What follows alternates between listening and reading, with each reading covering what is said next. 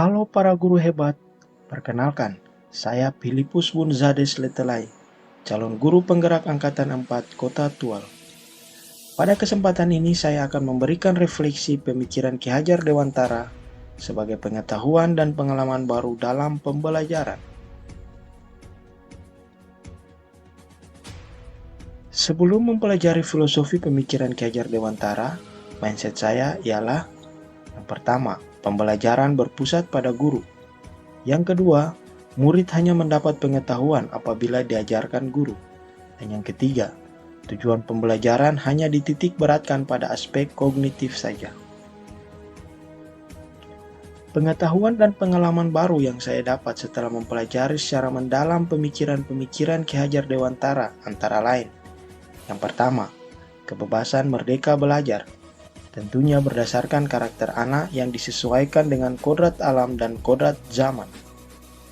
Yang kedua, tugas dan fungsi saya sebagai pendidik, yakni sebagai penuntun, pembimbing, dan fasilitator yang mengarahkan dalam proses pembelajaran. Yang ketiga, pengetahuan tentang bagaimana kriteria pembelajaran yang baik.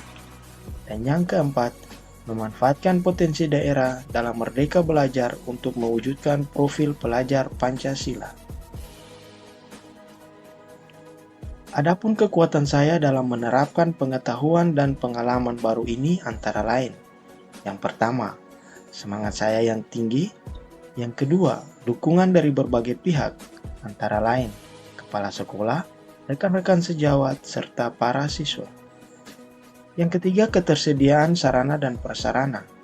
Yang keempat, kemampuan saya di bidang IT. Dan yang kelima, saya dapat bekerja sama dengan baik dengan semua pihak.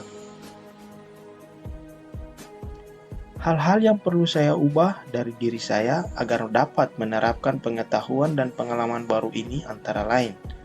Yang pertama, membuang jauh-jauh rasa egois yang dapat menggagalkan impian, kemudian membuang jauh-jauh rasa malas, dan membuang jauh-jauh sifat yang selalu menunda-nunda waktu. Yang kedua, menjadi guru yang lebih memahami karakter anak dalam pembelajaran.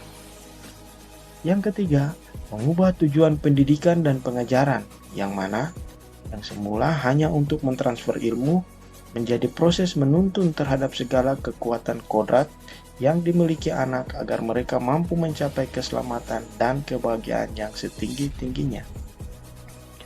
Yang keempat, memaksimalkan fungsi pendidik, yaitu sebagai penuntun, pembimbing, fasilitator, serta teladan bagi anak.